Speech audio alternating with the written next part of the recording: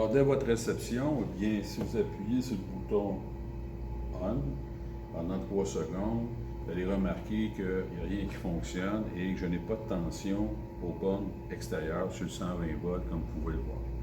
Alors, pour vérifier la batterie qui est à l'intérieur, on vient retirer le couvercle ici. Vous voyez que la batterie est montée dans ce sens-ci, donc la pellicule rouge sur le dessus, la pellicule verte en dessous, c'est-à-dire qu'elle n'est pas raccordée au PCI. Alors, on va la retirer. On peut prendre une mesure. Vous voyez que vous avez les 2 bornes qui sont ici. Alors, on peut prendre mon multimètre, on va le mettre sur la fonction CC. Comme ceci. Alors, sur chacune des bornes, alors j'éloigne mes doigts des sondes et je viens m'installer. Et là, vous allez observer la tension de la batterie qui est approximativement de 24 volts. Maintenant, pour l'insérer à l'intérieur, on prend le côté vert.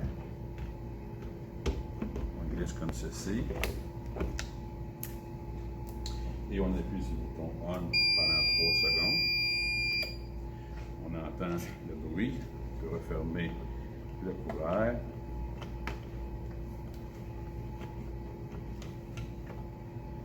Je vais faire attention au glissière. Voilà. Là, on peut se mettre en fonction AC.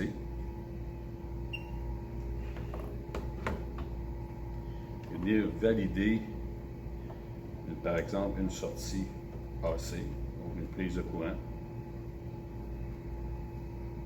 Comme ceci. Attention. Juste un instant. S'installer correctement à l'intérieur de la fiche, comme ceci. Et là, on peut observer une tension de 109 volts.5 AC. Alors, pour la seconde partie, eh bien, une autre façon de venir valider ou vérifier les tensions de sortie au niveau de l'appareil, même si celui-ci n'est pas raccordé. Vous allez ici dans le menu, comme ceci.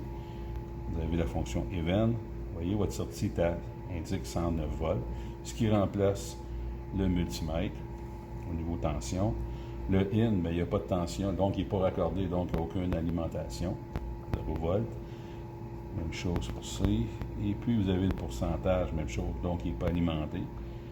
On va voir ça, ces fonctions-là un petit peu plus loin. Et l'output, il est programmé pour 60 Hz, qui se trouve justement les Hertz nécessaires pour le fonctionnement normal des appareils qui fonctionnent sur 120 volts. Et le temps qui lui reste en fonction du composant qu'on va lui raccorder. Présentement, il n'y a aucun composant raccordé. Il nous reste 384 minutes.